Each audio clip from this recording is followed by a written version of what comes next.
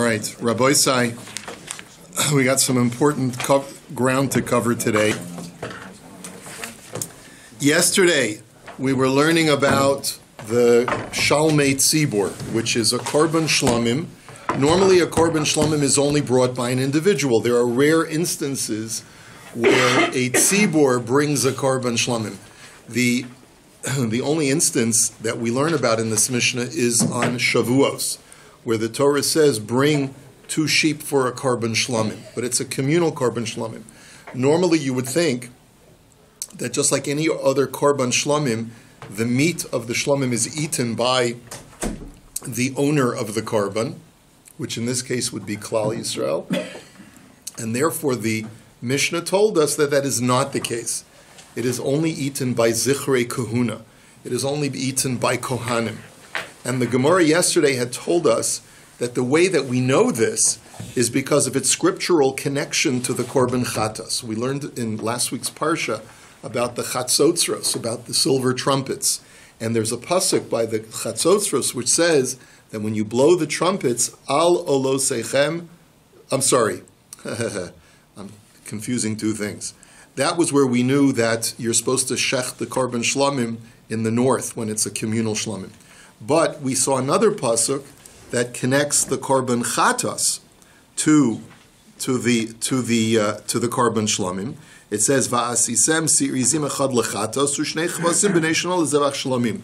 On Shavuos you shall bring a goat for a chatas and the 2 sheep for a shlamim. So the fact that the Torah connects the 2 together shows me that just like a chatas can only be eaten by zichrei kahuna, by the male kohanim, so too the korban shlamim can only be eaten by male kohanim. Now, why do you think the Gemara makes a point of saying zichrei kahuna, male kohanim? Is there such a thing as a female kohen? So, as we're going to see later on, there are certain times when sacrificial meat becomes the property of the kohanim, but they are not limited to only eat it themselves. They're allowed to share it with their wife, their children, and their servants. Where do they eat it? Well, you'll see. Sometimes they are restricted to eating it in the temple or the temple environs, the temple compound. And other times they may not be restricted. We'll see. But the point is that here, just like the korban chatas may only be eaten by the kohen himself, he can't share it with his wife, so too the Shalmei Tzibor can only be eaten by the kohen himself and no one else. So the Gemara now says, this is where we're up to, Amar le Abaye. So this was all derived by was it Rabbi Bar Rav Chanan? But Abaye says to him, Ihachi, Gabe el Nazir dichsiv, Hikribes Korbanol Hashem Keves ben Shenoso, Tamim echad le'olah b'chavso achas b'shenasot tamima lechatas v'ayel echad tamim l'shlamim hachanami nema dehekesho hakasuv lechatas machatas enu nechelas el zichrei kuhuna af el nazir nami enu nechel el zichrei kuhuna. So I'll make the following argument. If you're telling me that because the Torah connects the korban chatas in the pasuk to the korban shlamim on Shavuos, the law that it can, just by chatas, it can only be eaten by zichrei kahuna, so too by the shlamim. Here's another example where the Torah connects the chatas to a shlamim. By the nazir, when a nazir finishes his nazirism, he has to bring 3 korbanos. He's got to bring a korban ola, he's got to bring a korban chatas, and he's got to bring a korban shlamim. So the Torah writes the chatas and the shlamim right next to each other. Are you suggesting that just like we saw before, so too over here, that the shlamim of the nazir can only be eaten by a kohen? We never find such a halacha. Normally an individual shlamim is eaten by the owner, not by the kohen. So the Gemara says no. He says, because why? I'll show you why. Hachi hashda hasam, kevin dichsiv v'lakach hakohen es hazaroa b'sheila min ha'ayil, michlale dukule ba'olim achlile. So the Gemara says there, the Torah tells us explicitly that the kohen shall take only the arm of the animal that has been cooking in a pot, in a cauldron, in the temple. There was a whole process where they would take a pot of water and they would cook the zeroa, the arm of the animal, and underneath the pot there would be fire, and the Nazir would shear his hair off and throw it into the fire. And so the Torah says that the Kohen takes the Zroa B'Shela, the cooking arm of the animal, the front leg of the animal. The fact that the Torah says that the Kohen takes only the front arm of the animal shows me that the rest of the carcass of the animal is not for the Kohen. So that's why it says, that's how we know that the owner himself is allowed to eat the shlomim of the Nazir. But wait a minute, Zeroa b'Shela mi lo lisachel ela lezichrei kahuna.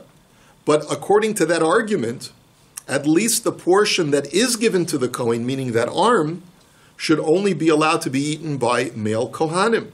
And yet, as we'll see in the Mishnah, in just a few lines that we're going to learn in just a few moments, we know that the Kohen is allowed to share all of the gifts that are given to him from the korban of the Nazir. He can share it with his family. So the Gemara says, Kasha, you're right, that's a problem. V'iba yasema, or I'll give you an alternate answer. Kadshe ikri, kadshe kadshim lo ikri.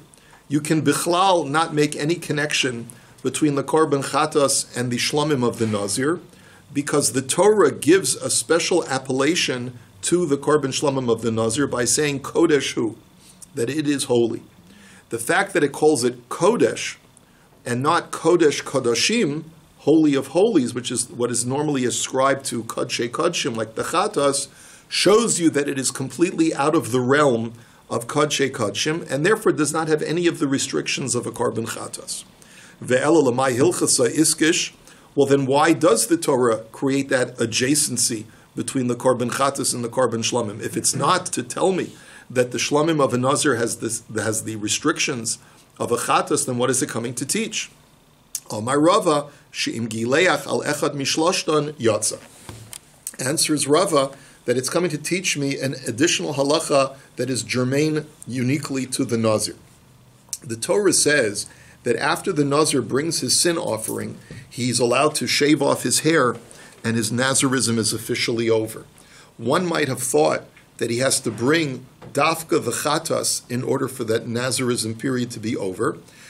But the chiddush is that the fact that the Torah makes these two adjacent to each other teaches me that any one of the three karbanos that are listed, the ola, the chatas, or the shlamim, if he brings even just one of them, and then he shaves his hair, he's b'di'evet, he's yotzei, and he has not violated his Nazirism. Lichatchila, he should bring all three karbanos before shearing his hair. But if he brings only one of them, then just like by the chatas, he's allowed to shave his hair, shear his hair. So too, by any one of the three, technically, if he shears his hair, he's yotzei the mitzvah. Okay. So anyway, let us go on to the next Mishnah. Hatoda ve'el nazir kodshim kalim. I'm sorry. Okay, in other words, basically it's connecting all of the karbanos to each other. In other words, it's not that the chatas is reflecting on the shlamim, but if anything, the shlamim is reflecting on the chatas, because the shlamim is the thing where it's boiling in water, and the Nazir throws his hair into the fire underneath the cauldron. So we say, for the fact that the chatas is connected to it, shows me that no matter which korban he brings, if he shears his hair, is yotzei. Okay. Hatoda ve'el nazir kodshim kalim. Now let's go into, up until now, we've been talking about kodshe kodshim. Now we're going to go into the lower level of kedusha, of a totally different category of karbanos. So the first two examples are korban toda, is an offering of thanksgiving. And the Torah says that you bring an offering of thanksgiving when something dangerous happened to you and you want to express your thanks to the Ribono Shel Olam. The Gemara in Brachos talks about arbash tzrichim lahodos, 4 different kinds of people who went through dangerous situations have to give thanks. And those are the types of things where you would bring a korban toda. Another example of kodshim kalim is el nazir, is the ram that is brought as a korban shlomim by the Nazir at the end of his Nazirism. These are kodshim kalim, and shechitasan b'chol makom ba'azara. And you can therefore slaughter them not just in the north, like kodshe kodshim, but you can slaughter them anywhere in the Azara. V'daman ta'un shtei matano shehin arba. The placement of blood on the altar is the same as we learned before, that you put it on two opposite corners, the southwest and the northeast corners, and such that the blood spreads on all four walls, because you put it on two corners, and the two corners represents two walls each. Okay? And v'ne'echolim b'chol ha'ir l'chol adam, they can be eaten not just in the temple, but they can be eaten throughout the entire city of Yerushalayim by any person. There's no restriction on dafka kohanim. B'chol ma'achol, and you can prepare the meat any way you like. Layom v'layla ad chatzos. But even though normally kodshim kalim have a longer expiration date, these two are examples where they have the same expiration date as really kodshim. So therefore you can only eat it on the day that it's brought and the following night until chatzos. And hamura mehem kayotze bahem. And anything that is tithed from that carcass to be given to the Kohen has the same halachic status as far as where and how it can be eaten as the rest of the carcass. Ella shehamuram nechal lekohanim l'neshem v'livneim v'ula avdeim. But the Kohen tithe of these animals is only eaten by Kohanim and their immediate family, their wives, their children, and their servants. So the two that we're talking about are the korban toda and the korban shlomim of the Nazir. In both cases, you have to give a tithe to the Kohen. A standard tithe from any sacrificial animal is the chazei v'shok, is the chest and the thigh of the animal has to be given to the Kohen, and the bringer can eat the rest of the carcass himself. Is this all four thighs, or is it the fourth thigh? One thigh. One thigh. I think it's the shok hayamin. It's the right thigh, which is the right hind leg. Okay, and and when it comes to the shlamim of the Nazir, the Torah says, "V'lokacha kohen es zeroa b'shel," like we saw before. The Kohen is entitled to the foreleg of the animal, and that is his tithe. Here the Mishnah says clearly you can feed it to not only the Kohen, but also to his entire family. So that was where we raised the contradiction before, and the Gemara had said it's difficult, or perhaps it doesn't have any connection to Chattis at all. Let's take a look now at the Gemara. Tanu Rabbanan. Eis chazei hatanufa ve'eis shok hatruma tochalu b'makom tahor.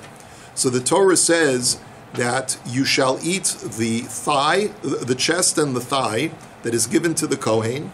That shall be eaten in a pure place. Now notice the Torah doesn't say a holy place. It says a pure place, which is an unusual term, because normally when we want to talk about where you're supposed to eat kodshim, we would say eat it in a holy place. So Amar Rabbi Nechemia, v'chi rishonim b'tuma achalum. He says, why use the language of tohar? Is that to suggest that other sacrificial parts of the animal you can eat in an impure place? That doesn't stand to reason. How could you expose kodshim to tuma? So ela tohar michlal shuhu tameh, tohar mitumas mitzora, v'tameh mitumas zav. So the answer is that the Torah chose the word tahor for a very deliberate reason. Tahor, in the parlance of the Gemara, is one step lower than kadosh. Kadosh would mean that it's totally eradicated from any tumah, where the Torah forbids any tumah from going there. And tahor means one step below that it has to be tahor from some kinds of tumah, but it can allow certain kinds of tumah are allowed to be in that place. So the illustration is tahor mitumas mitzora. It must be in a place where a mitzora may not enter, but it is a place that nonetheless other types of tumah may enter, such as a person who has tumas zav or tumas keri. Ve'izeh ze machane Yisrael.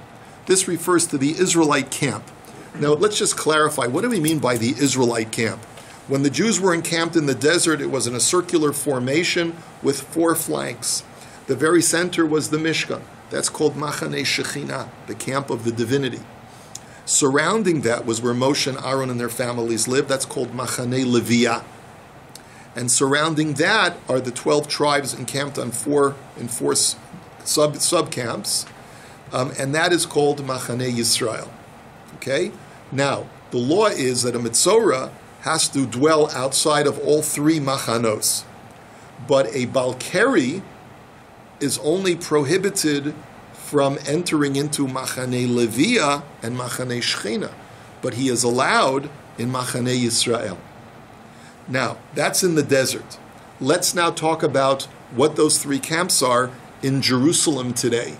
You have three camps. Machaneh Shechina is the temple compound itself. Machaneh Leviyah is the temple mount outside the temple, but on the mount itself. Machaneh Yisrael is the entire walled city of Jerusalem. Okay? So those are the three camps. So in Machaneh Yisrael, in Jerusalem, a Metzorah cannot dwell. And a Balkari or a Zav may not even enter into Machaneh Leviyah, which is the issues of going up to the Har HaBayis today, which we'll talk about momentarily.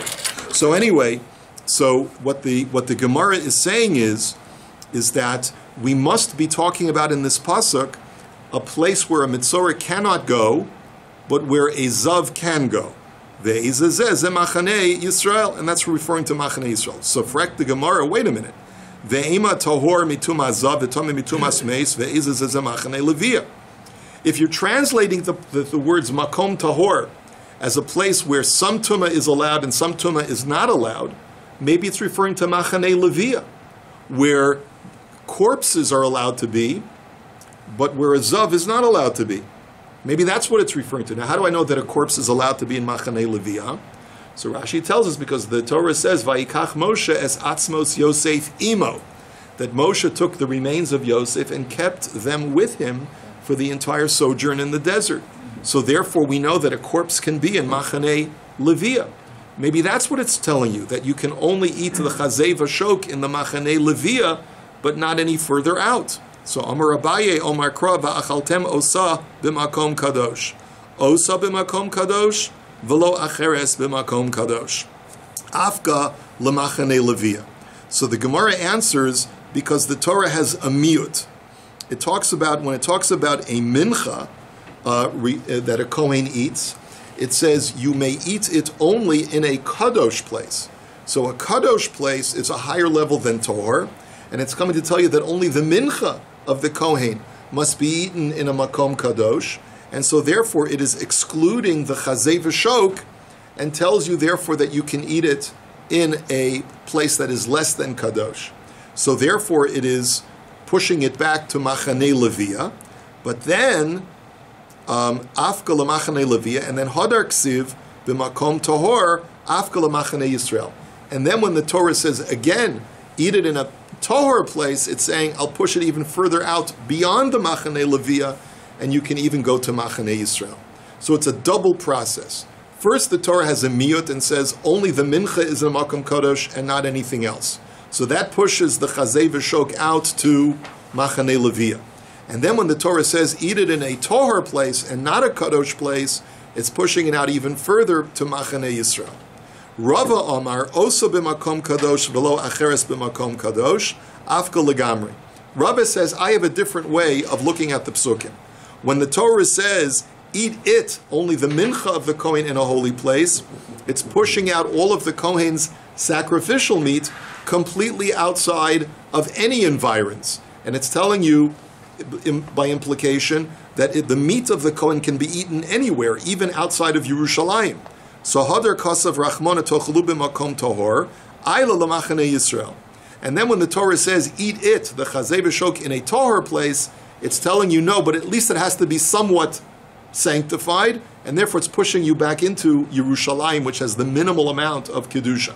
So that's how he learns. So frek the Gemara, ve'ema ayla l'machaneh Leviyah. But one second, if the Torah is pushing you back into a holy place, maybe it's pushing you back not just to Machaneh Yisrael, but all the way back to Machaneh Leviyah. So the Gemara answers, l'chada ma'ayalinan, l'tarte lo ma'ayalinan.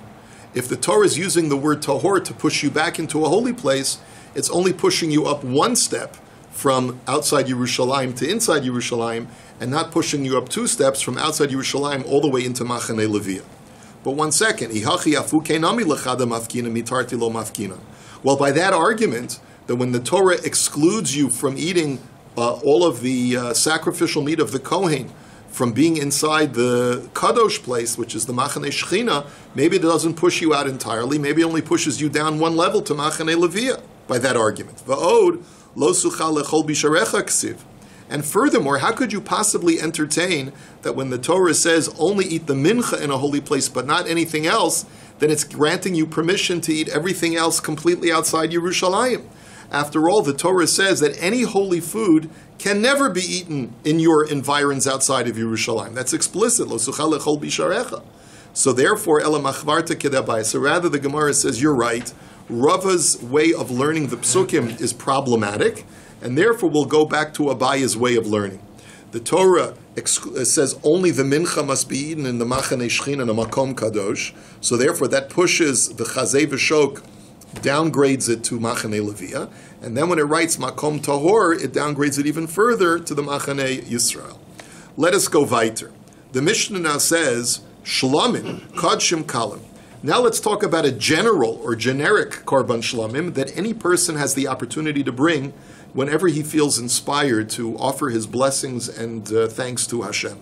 So that's kodshim kalim, shchitasen b'chol makom ba'azara, v'daman ton shtei matanos shehein arba. Same thing we said before, it can be slaughtered any place, not just in the north flank of the Mizbech, but anywhere in the Azara. The placement of blood is the same, two opposite corners that covers 4 walls. And it can be eaten throughout the city of Yerushalayim by any person and prepared in any way. But the difference here by a shlamim is that the expiration date is longer, meaning that you have the day of the korban's bringing, the entire night afterwards, and the entire day after that. Now, hamura mehem kayotze bahem, el shahamuram nechol lekohanim l'neshem v'livneim v'ula avdeim.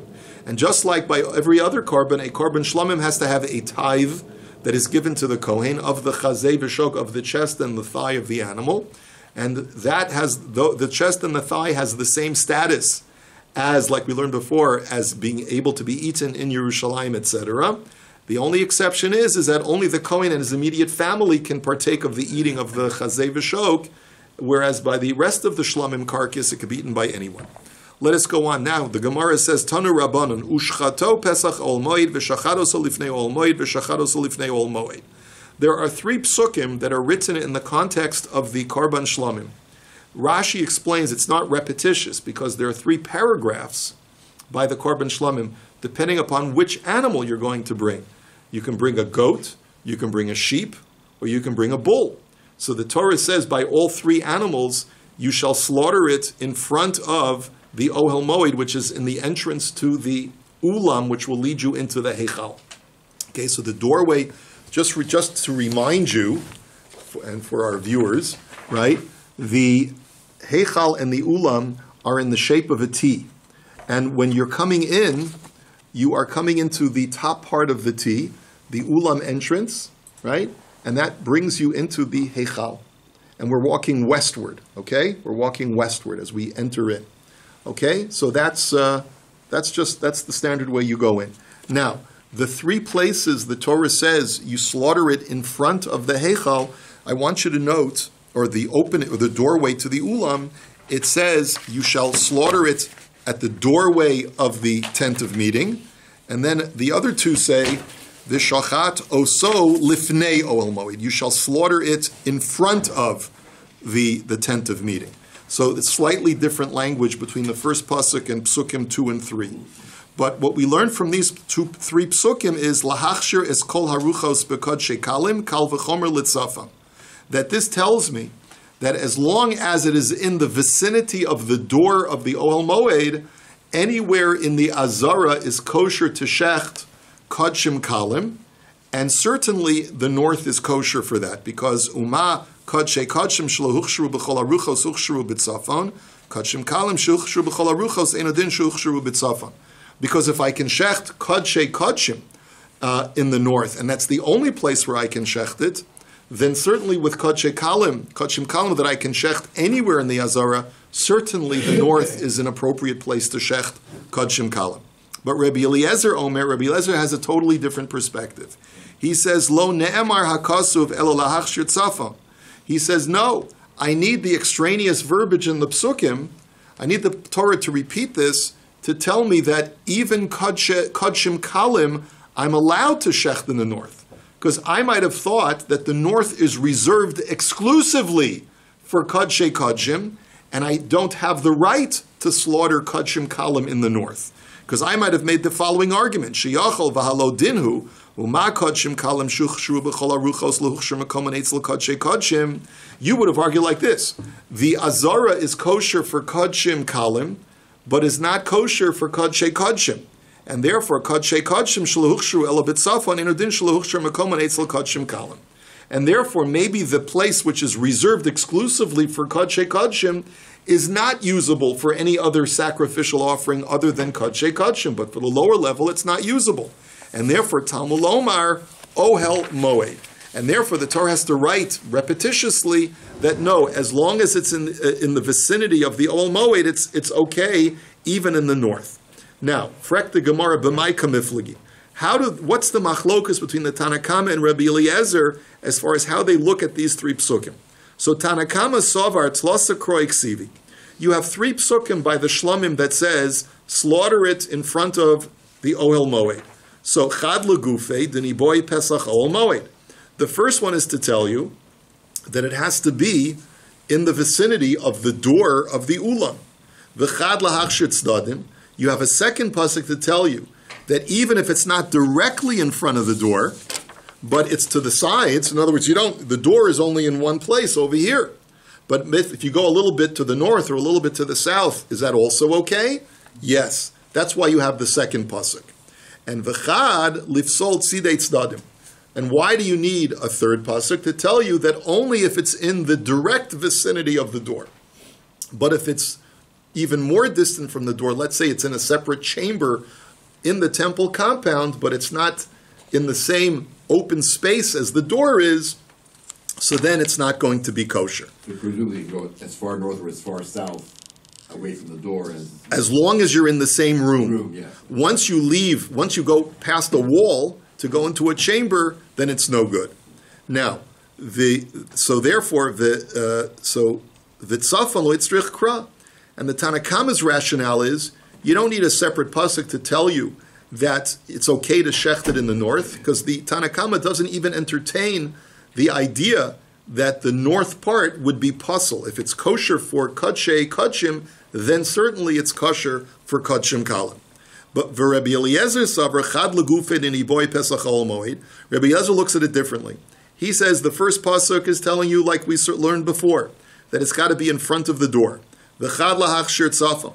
The second pasuk is to tell you that don't think that the north flank of the Mizbech is reserved exclusively for Kodshei Kodshim and is not usable for Kodshim Kalim. You need a pasuk to tell you that too is okay. And v'chad lahachshir tzdadim. And the third pasuk is to tell you that even if it's not directly in front of the door, but even off to the side, then that's still okay. V'tzidei tzdadim lo itzrich kra. And a pasuk to tell you that you can't do it if it's outside of the open space of where the Ohel Moed is, that you don't even need a pasuk, because since it's no longer within the vicinity, direct vicinity of the Ohel Moed, then it's obvious that it's not doable there. Now, frek the Gemara, Ma'ishna hacha dichsiv Pesach Ohel Moed, u'ma'ishna hasam dichsiv lifnei Ohel Moed.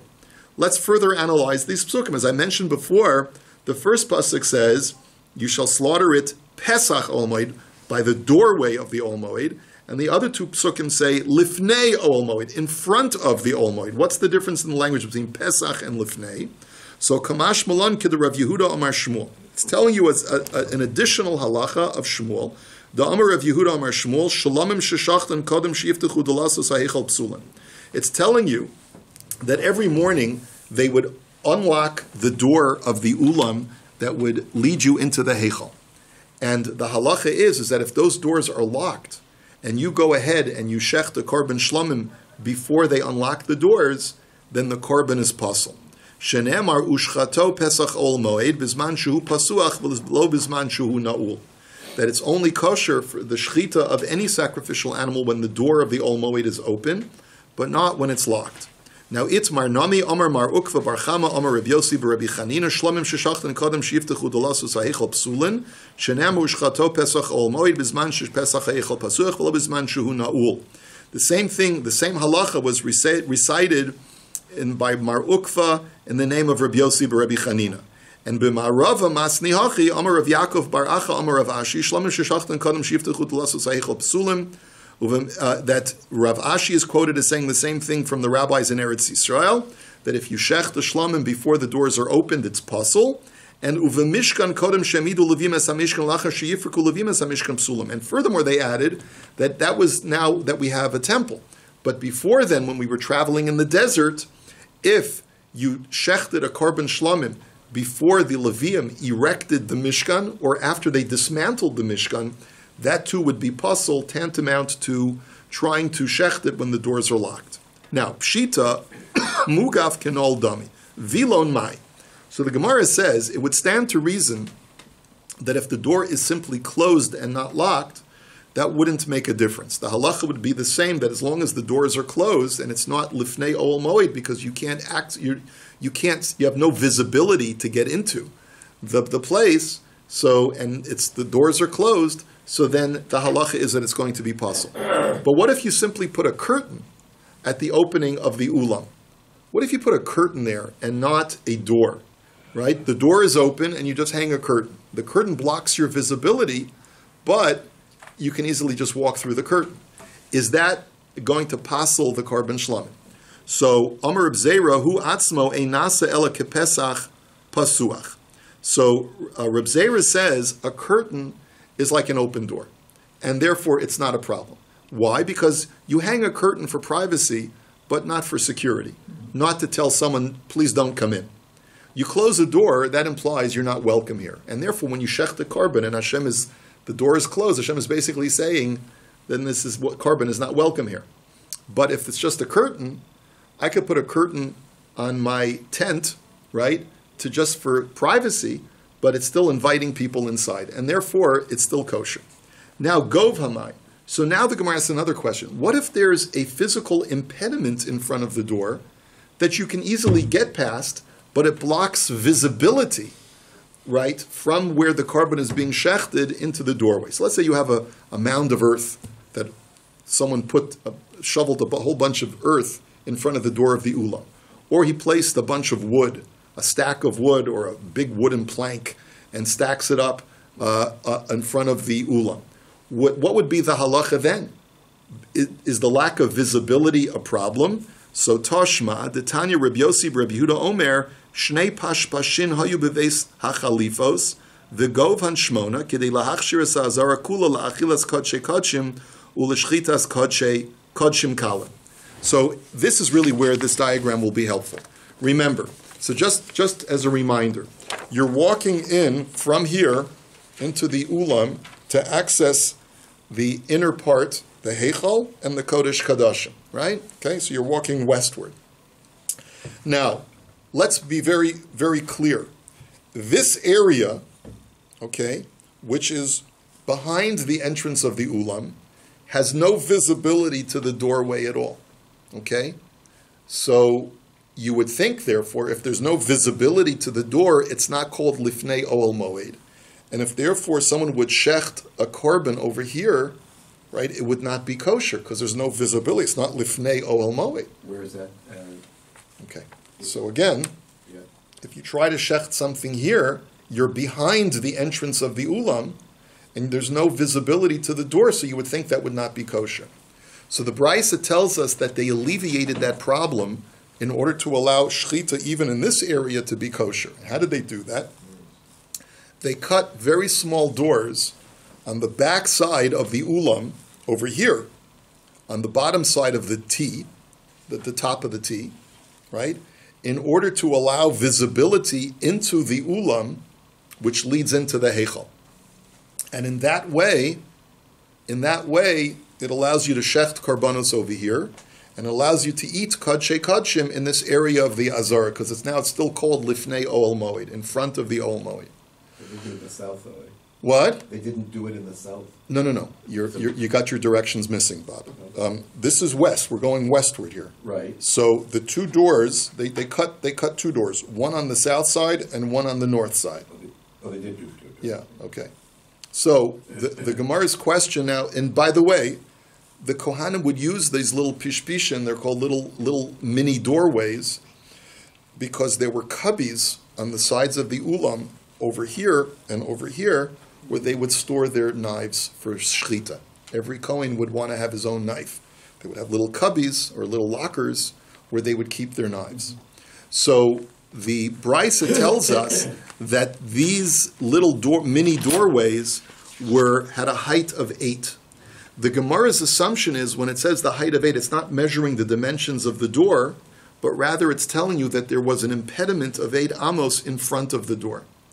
And yet, it seems like that's still called lifnei ol moed, even though there's a visual obstruction to get to the door. 8 amos. Of 8 amos. Of 8 amos high. In other words, there was some kind of obstruction. You'd have to walk around the obstruction to get into the door. That's what the Gemara's havamina at this point is. He says, so therefore the Gemara says, my lav de'ika kamayo shmona. Doesn't that imply that there's an obstruction of 8 amos in front of those doors, and yet it's still called lifnei ol moed? So doesn't that answer our question? Lo de gavho ninhu shmona. So the Gemara says, no, that's a misreading of the Brisa. The Brisa is not telling you that there was an obstruction in front of the door, but rather it's the dimensions of the door. The door was 8 amos high. Now, why didn't the Gemara think that initially? So the answer is based on the following question. Or meisvei, kol ha'sha'arim shahayu sham govan esrim amma v'rochven eser amos. How could that be? It can't possibly be a dimension of 8 amos tall, these mini doors, because the Brisa says explicitly, or the Mishnah says explicitly, that all doorways that were in the Beis HaMikdash had a height of 20 and a width of 10, which is a huge doorway, right? But how can you tell me that these mini doors were only 8 amos high? So the Gemara answers pashpash and shiny, because they're mini doors. They're not meant to be full doors. And therefore, they don't conform to the standard regulations of the normal doorway height. So frek the Gemara v'ha'ikat sedadin. Now let me ask you another question. The Gemara says, if the whole objective in the cutting of these doors on the backside of the ulam was to create visibility so that any place in the Azara, even on the backside, all the way in the west, is considered to be lifnei Hashem or lifnei ol moed, what about these areas over here?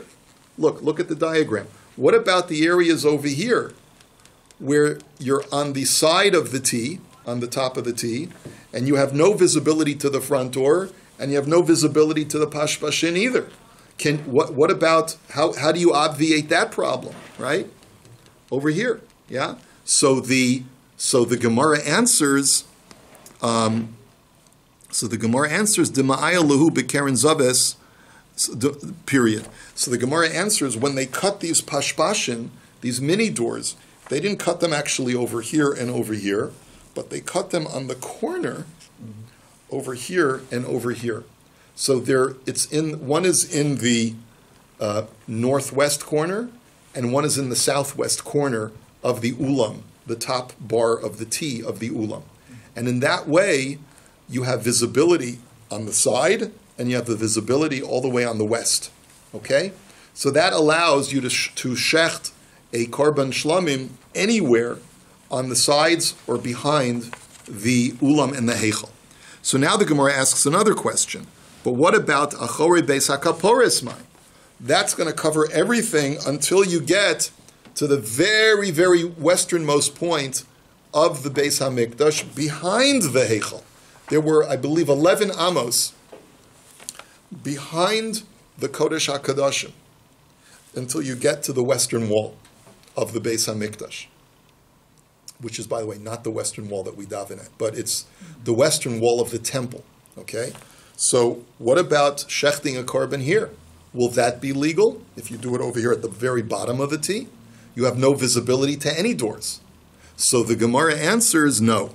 So he says, Tashma, da Omer Rami bar Rav Yehuda Omer Rav, Lul katan haya achori beis hakapores, gavoa shmona amos kedei lahachshir es ha'azar lachilas kodshei kodshim l'shchitas kodshim kalim. He says, there was another entrance cut out, but this one was a window. It wasn't an actual door. So it sounds like it was elevated above the ground, so that in order to gain visibility, you'd have to climb up or go up on a ladder or something. The reason why I think it was that way was to give intimacy to the Holy of Holies. I think that's the reason. I'm not 100% sure. But the bottom line is that there was an opening even on the very bottom of the T, on the most westernmost point, that would provide a visibility or an opening to the Kodesh HaKadoshim and to the Heichal, and therefore it was legal to shecht and to eat Kodshei Kodshim on this backside as well. So now the Gemara says, V'hainu dichsiv shnaim la parbar. And that's what the pasuk in Divrei Hayamim means, that they appointed 2 guards to the parbar. Now what is my la parbar? What does that word mean? Amar Rabba bar of Shila Kamando Amar Kalapei bar. It's referring to that westernmost point, since that there was an open window, so they would appoint guards there to watch the area to make sure that there would be no intruders that would try to climb into the Kodesh HaKadosh. Okay, let's just learn one more line and then we're done. This is sort of like the forespeise for tomorrow's daf. Amar of Yehuda Amar Shmuel, Ein chayavin mishum tuma, ella al orech meya ushmonim v'sheva, al rochav meya ushloshim v'chamesh. We know that a person who's tamei is not allowed to enter the Temple Mount, neither if he has tumas meis, nor if he has tumas keri. But although tumas meis, we'll see, we'll have to analyze more carefully. But anyone with tuma is not allowed to enter into the Har Habayis, and if he does, he's chayav. He's chayav a penalty. Now, where is the Temple Mount? What are the dimensions of the Temple Mount? So the Gemara clarifies the Temple Mount has dimensions of 187 amos by 135 amos. Where that rectangle exactly is the subject of much debate, but the Gemara wants to clarify that anywhere beyond that rectangle on the Temple Mount is no longer called Har Habayis, and therefore, even if you're Tameh, you're allowed to go there. And we'll learn more about that in Mirza Hashem tomorrow. Stay tuned. But by this, that has very practical applications.